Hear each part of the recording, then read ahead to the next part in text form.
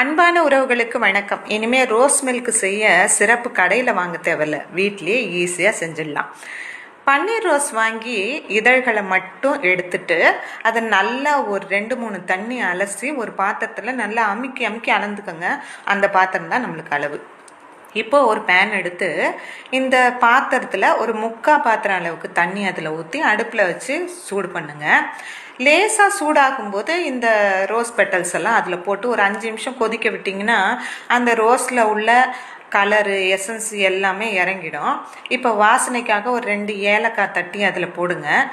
இப்போ கலருக்காக ஒரு 2 ஸ்பூன் துருவின பீட்ரூட் அதில் போடுங்க. எக்ஸ்ட்ரா கலர் எதுவுமே நம்ம சேர்க்க போகிறதில்ல. இது ஒரு 2 நிமிஷம் கொதிச்சா போதும். இறக்கி வச்சு நல்லா வடிகட்டிட்டு அந்த தண்ணியை மறுபடியும் அதே பேனில் ஊற்றி எந்த பாத்திரத்தால் அளந்தோமோ அதே பாத்திரத்தில் அரை பாத்திரம் அளவுக்கு சுகர் அளந்து அதில் போட்டு நல்லா கொதிக்க விடணும். கொதித்து அது ஒரு கம்பி பதம் வந்தோடனே இறக்கி ஆற வச்சு பாட்டிலில் ஊற்றி ஃப்ரிட்ஜில் வச்சுக்கோங்க. எப்போ வேணாலும் நீங்கள் ரோஸ் மில்க்கு கலந்துக்கலாம்.